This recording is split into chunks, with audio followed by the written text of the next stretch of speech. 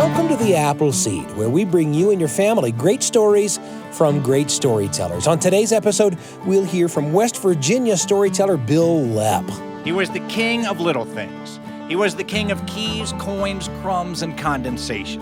And Virginia teller Sheila Arnold. Those of us who are the crawfish, the smallest of all that are here to say that our voice must be heard. I'm your host, Sam Payne, and today we're talking about the surprising power of little things. It's easy sometimes to see the power in enormous things, a skyscraper, an elephant, the power of a king.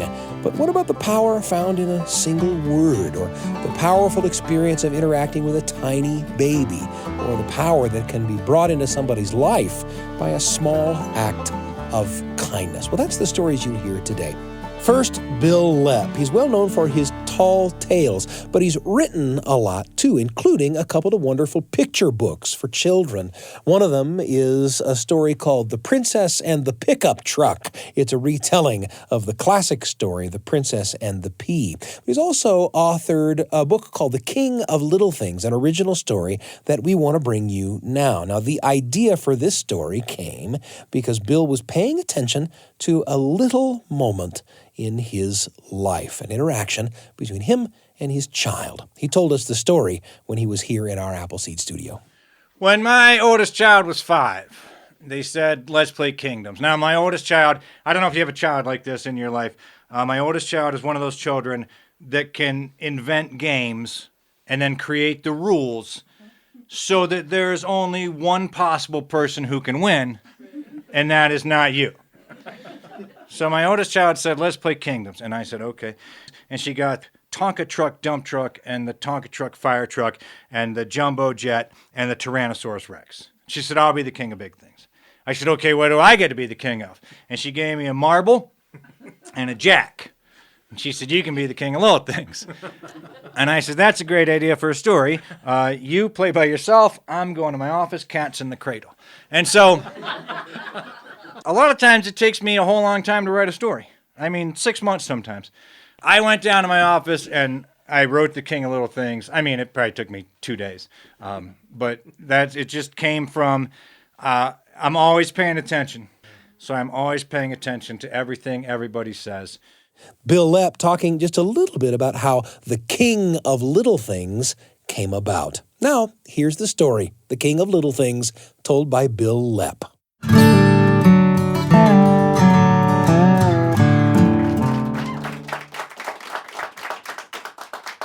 Long ago, far away, on the other side of the mountain, there lived a king.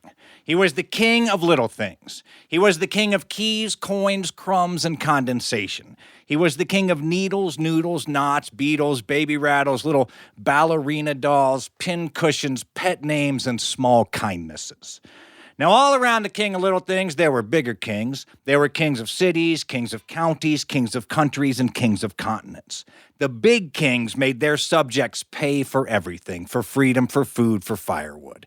The king of little things gave anything to anyone who asked politely. The big kings all had big castles. They'd have huge parties on Friday and Saturday night. They'd make everybody attend. King of little things had a little cabin. He might have a few friends over. The big kings all had aspirations. The kings of cities wanted to be kings of counties. The kings of counties wanted to be kings of countries. The kings of countries wanted to be the kings of continents. And the kings of continents wanted to rule the world. The king of little things just wanted to remember his wife's birthday. Well, one day, one of the big kings, King Normus, he decided it was time to take over the world. So he got together his generals, he got together his advisors, he amassed his armies, and he set out, and he crushed the kings of the cities, he quashed the kings of the counties, he conquered the kings of the countries, he alliterated the kings of the continents.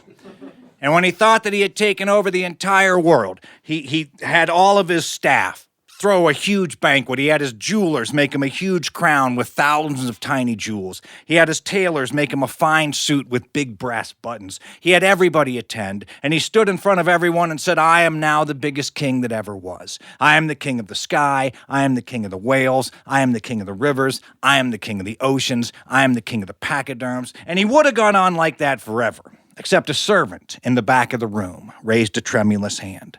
And he said, "Excuse me, my enormous sire, you are indeed the king of the sky and the king of the pachyderms, but I am afraid that there is one king whom you have overlooked in your quest to conquer the world." And King Normus said, "Who, which, what king have I overlooked in my quest to conquer the world?" And the servant said, "Sir, you have overlooked his minuscule majesty, the king of little things." Well, this sent King Normus into a rage. He said, "King of little things, king of little things. Little things don't have a king." He said, "Everybody knows that little things exist simply to serve the bigger things." But still in all, he amassed his armies, and he set out to conquer the king of little things. And they got to the king of little things' cabin in the evening, and the king of little things was in the kitchen doing the dishes, because he knew that it was the little things that matter the most.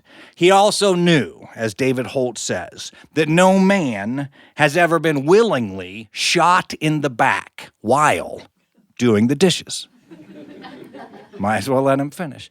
And so he saw the big king's armies. He knew that they would attack in the morning. And he went out on his front porch and he respectfully asked some of his subjects if during the night they would invade the big king's camp.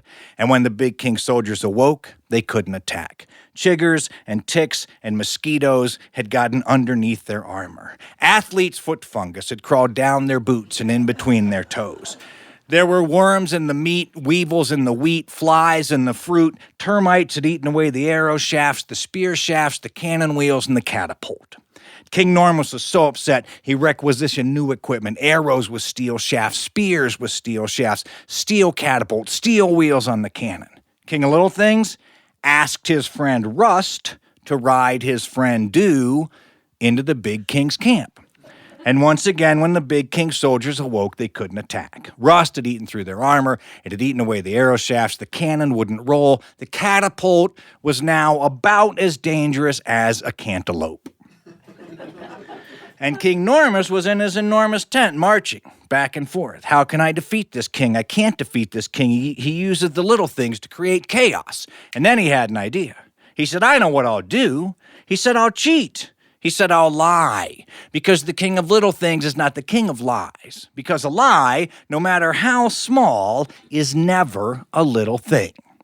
He said, "Send a soldier with a flag of truce. Tell him to get the king of little things to come to my headquarters where we can discuss the situation of the siege. And when he gets here, we'll grab him and we'll throw him in the dungeon." Well, they sent a soldier, and the king of little things came with him. He knew what was happening, but he also knew that all of his subjects would come to his aid if need be. And as soon as the king of little things walked into King Normus's tent, all of the little things recognized their king. The coins rolled out of King Normus's coffers and bowed down before the king of little things. The jewels jumped out of King Normus's crown. The fillings fell out of his teeth. The buttons jumped off of his coat, his suspenders surrendered, his belt broke, and his pants fell down. And so there stood King Normus, trying to hold up both his pants and his pride in front of the king of little things. And he was so upset, he said, "Throw him in the jail, throw him in the dungeon, throw him in the dungeon." But when they got the king of little things to the dungeon, all of the little things recognized their king. The keys refused to unlock the locks. The locks refused to unlock. The nails jumped out of the dungeon door and bowed down before the king of little things. King Normus said, "Put him in a cave, put him in a cave, put a big rock in front of the cave. No food, no water, till he surrenders his kingdom." Well, the king of little things went to the cave, and life wasn't entirely unpleasant in the cave. The ants brought him crumbs, the bees brought him honey, the birds brought him seeds, and little drops of water made their way down through the mountain and dripped into his mouth. But after a while, he missed his queen. He missed his cottage. He got a little bit bored. And so the king of little things sent word with the ants and the birds and the bees, asking them to ask all the little things everywhere to do him a favor. And the ants carried the words like crumbs, the bees painted the words on the flowers, and the birds dropped the words from the sky like rain. And all over the world, little things began to happen. Strings unstrung, springs sprung, hangers unhung, tables toppled, chairs folded, easels eased away, quilts quivered, quills quit, brakes jolted, bolts bolted, fires froze, pickles undilled. Boats listed, words twisted, ticks and tocks left their clocks. Everything everywhere quit working, and everybody knew that it was King Normus's fault, and they demanded that he be set free. Well, King Normus could see that he was beat, so he surrendered his crown, and he loaded some of his enormous possessions onto his enormous wagon, and off he rode. And the people presented the crown to the King of Little Things, who asked very little of his new subjects, except that they plant flowers for the birds and the bees, leave crumbs for the ants, oil hinges regularly, tip generously, and say please and thank you. And everyone lived adequately ever after. Except, of course, King Normus, who could never find his wallet or his comb or his pocket watch.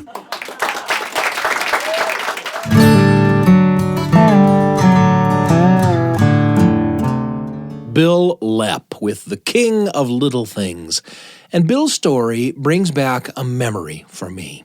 I remember driving to work one day, dressed in a white dress shirt and a tie. I was rushing a little bit because I had an important meeting to attend, when suddenly the oil pressure light lit up on my dashboard. Well, off to the side of the road I went. I popped the hood of my car, removed the oil cap, grabbed the bottle of oil I keep in the trunk, and glug, glug, glug, the oil glugged through the opening, slick as you please. And I closed the hood, and I got back in the car. I turned the key, and the engine roared to life. And just as I was about to pull away from the curb, I wondered if I had replaced the oil cap. I better check, I thought. So I got back out of my car, I popped the hood, and sure enough, the oil cap was sitting right where I left it, loose on the windshield wiper fluid container. Well, I was glad I'd thought to check before I got going.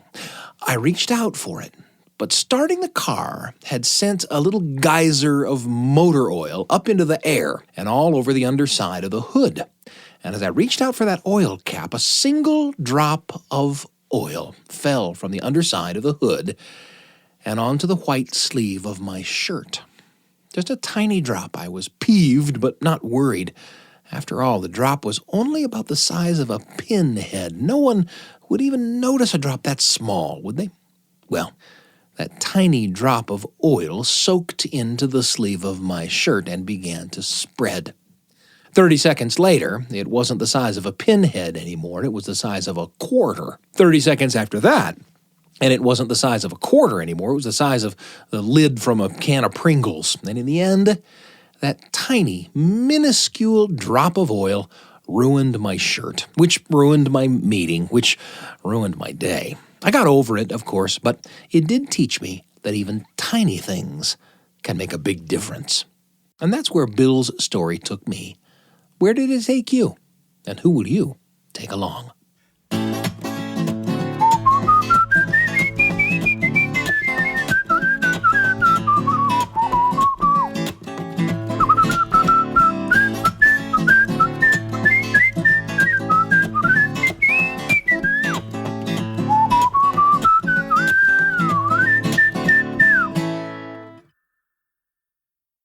I want to introduce you to another show from the BYUradio family of podcasts. It's called The Lisa Show, and it's hosted by comedian, believer, actress, single mother Lisa Valentine Clark. The Lisa Show delves into the multitude of challenges and relationships that shape our lives, whether it's parenting, mental health questions, social issues. She and her council of moms will tackle it. She'll help you figure out this thing called life with a lot of laughs along the way. Lisa is a great person to hang around with. The Lisa Show, listen wherever you get your podcasts. You can find it on Apple Podcasts, Spotify, YouTube, all kinds of places to listen to The Lisa Show whenever you like. The Lisa Show from BYU Radio.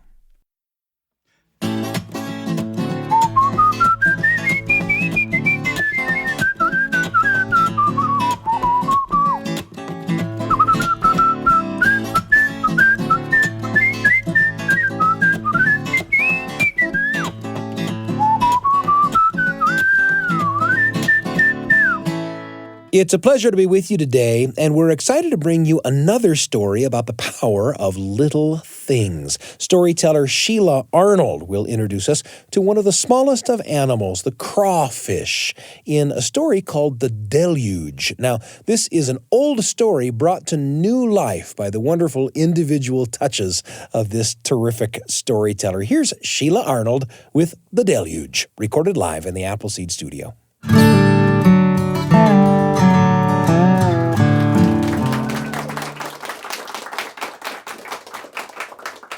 Now, long ago, before there were even people on the earth, there were the animals. And the animals all lived all in their own separate places, and they had their own governments. All of them did.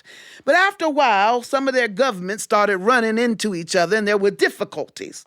So they decided that they would bring representatives from all of the animals, both large and small, and they'd come together to have a conventions. This is, of course, before people and how people got conventions in their own world.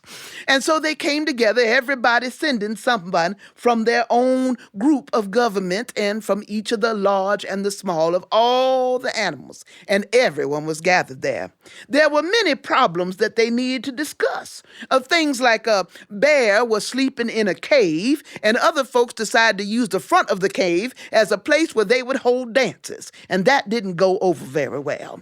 And there were things like the rabbits and the deer were always having to run from the foxes, and that didn't seem to be right. And then there were just problems upon problems. So when they came together, the first thing they did when they came together was they had to decide on a president, because that was most important. And so they decided that they would choose Lion, because Lion was going to kill them and eat them all. So they chose that he was the best of them. Hippo was none too happy, nor rhinoceros, but they stayed calm through all this. The first thing they all decided together was that since the fish had not arrived at the meeting, they were easy for everybody to eat. Everybody could have them. There would be no laws against that. And then they began to talk about what would happen to other folks. They told the deer and the rabbits to run faster, and then they would get away when they could. They told those that would go into the front of the bear's den and they would dance to make sure that they had only the proper times between 10 p.m. and 6 a.m. They couldn't be there. And so they began to deal with this issue and this issue, and the animals began to speak up another issue and another issue and another issue. And finally, it was Tiger. Tiger got up there and he started talking. He was talking and talking and talking and talking, and then he wanted to say something with a very big flourish. And so, as a big flourish as he could, he whipped his tail around, and when he whipped his tail around, it wiped off one of the crawfish, little bitty crawfish. And it wiped off a little crawfish off a stone. And that crawfish went running through the air and down on the ground and died. Yes, it did. Oh, y'all are so kind to that crawfish. He'd be most appreciative. Well, the delegation of crawfish came together, and they wrote a proclamation that they were going to say to all of the other animals. And so the lead crawfish got up on that same stone and said, We, the people, those of us who are the crawfish, the smallest of all that are here to say that our voice must be heard. We will be heard. We will be heard. And no one heard a thing. It was like this an old Dan Tucker in the middle of a hurricane. No one heard that small little voice. We will be heard. We will be heard. No one heard that. And by this time, Elephant was talking. And he was talking and talking and talking. And in order to make a point, as the sweat was coming down him, he lifted up his foot and right on that proclamation and the crawfish. And a bit of the spring lizard's tail. Well, now, it was not just the crawfish, but all the little small things. They gathered together, the little tiny turtles, those little lizards that come around and bother you all the time, and those other little things that were there, even the little green snake. I don't mind snakes, but that green snake is... But that little green snake, they all came together, and they put together a proclamation. And one of the dwindling crawfish delegation rose again on that step and said, All of us, we, the smallest of all things, come forward to be heard, for we have the right to speak, the right to be seen, and we will be heard. We will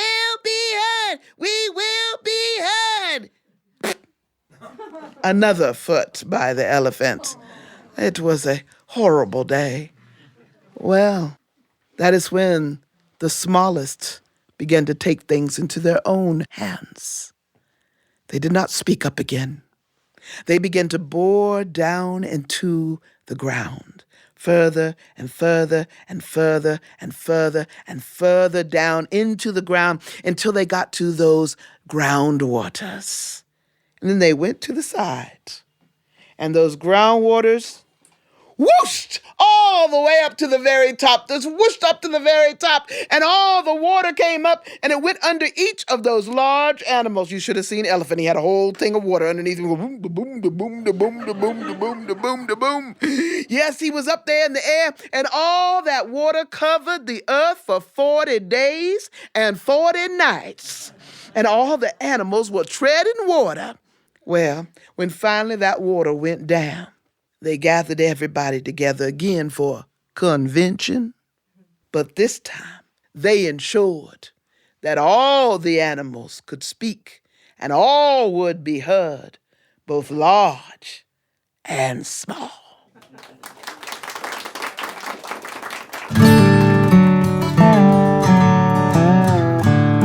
Sheila Arnold with a story called The Deluge. The power of little things. Am I right? Now we're going to wrap up today with a piece from Bill Harley. In fact, this is a piece we've brought you before on the Appleseed, but thinking about the stories told by Sheila and Bill brings to mind this wonderful song. Bill Harley, of course, is another performer who pays attention to the little things. He's from Massachusetts, and he's built his career on telling stories about what it's like to be the littlest, the least heard, the one with the least power, sometimes the most misunderstood. You ever felt that way? Here's Bill's song called Little Things, right here on the Appleseed.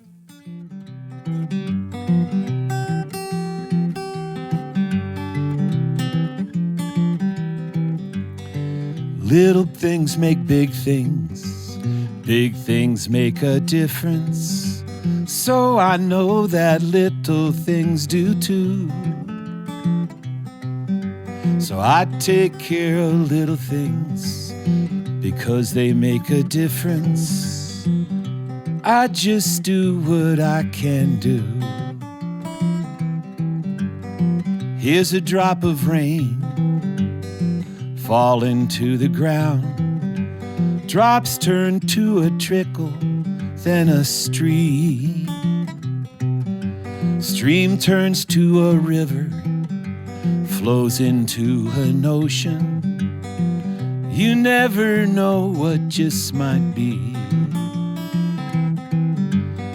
'Cause little things make big things. Big things make a difference. So I know that little things do too. So I take care of little things because they make a difference. I just do what I can do. And here's your part. It goes like this. Na na na na na na na. Na na na na na na na. Na na na na na na na. One more time. Na na na na na na na. Na na na na na na na. Na na na na na na na. Far off in the sky, a star is being born. A flower opens right beside your door. Nothing comes from nothing. Everything starts somewhere. No one knows for sure just what's in store. One thing that I want you to know, I will stand beside you while you grow. While you grow.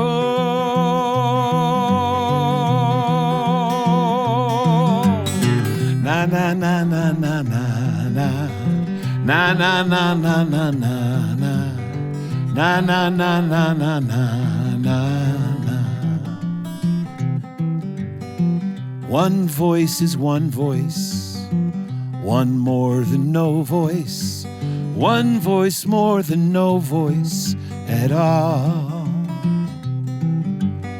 But one voice and one voice is one more than one voice, and every big thing out there started small.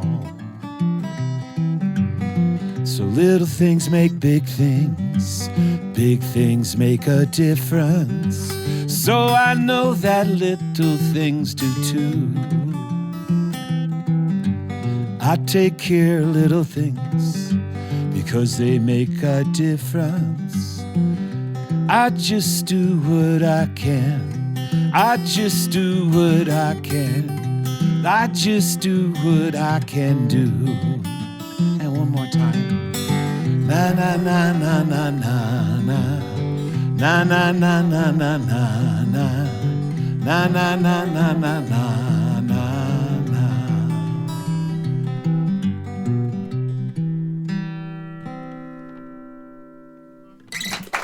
Nice singing.